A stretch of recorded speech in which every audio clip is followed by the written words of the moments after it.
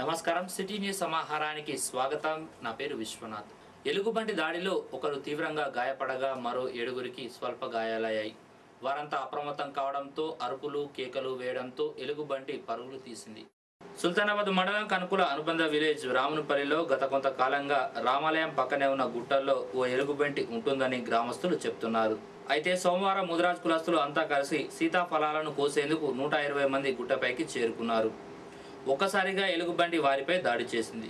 దొరికిన వారిని దొరికినట్టు కరిచి పంజా విసిరింది. ఇందులో శ్రీనివాస్, రమేష్, భాను, విజయ్, శ్రీధర్, సదయ్య, సుభాష్లకు గాయాలయ్యాయి. వారిని ఆసుపత్రికి తరలించి వైద్యం చేయించారు. మిగతా వారు ఎలుగుబంటిని వెళ్ళగొట్టేందుకు కర్రలతో గుట్టపైకి ఎక్కి వెతికినా దొరకలేదు. అటవీశాఖ అధికారులు ఇప్పటికైనా ఎలుగుబంటిని బంధించి తీసుకెళ్లాలని కోరుతున్నారు.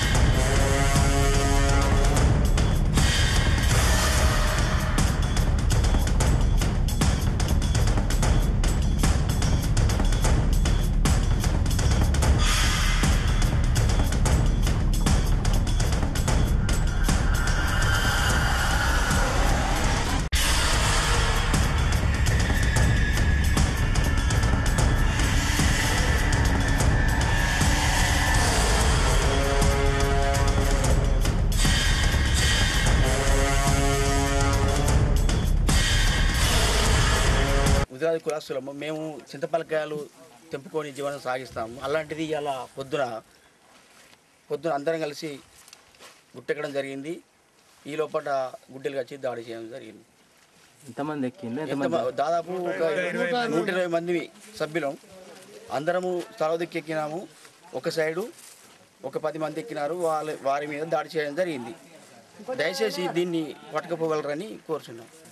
మాకు ఇలాంటిగా జీవరాశి అయినాడు కనపడలేదు. ఇప్పుడు దాదాపు 2 నెలల నుంచి వెళ్ళి గుడ్డేలు అని అంటారు కాబట్టి మేము చూద్దామని చుట్టూ 4 పక్కలకు ఎక్కినాము. ఆ సైడ్లో అది ఉన్నదని మాకు తెలియదు. ఆ పొదలో ఉండి మీద పడి ఒక 8 మందికి గాయాలు పడి ఒక పొలానికి బాగానే గాయం పడ్డది. సుల్తానాబాద్ మండల కేంద్రంలోని స్వప్న కాలనీ సాయిబాబా టెంపుల్లో పౌర్ణమి సందర్భంగా అన్నదానం చేశారు.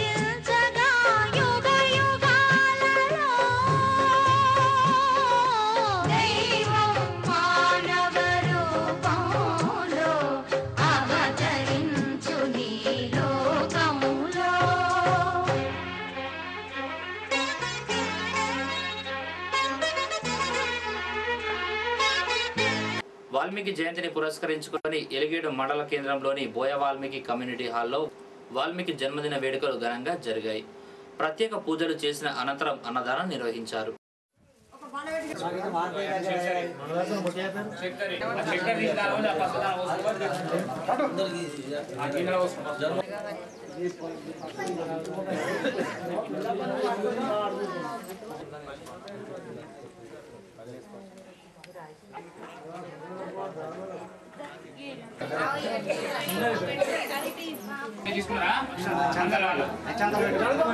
అనేకదంతం భక్తానాం ఏక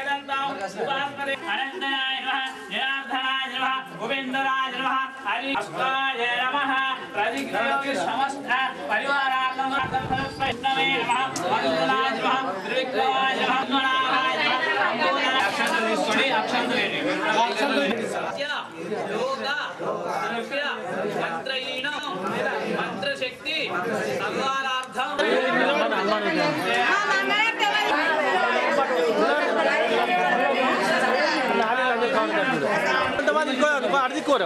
గోడ పట్టు ఉన్నది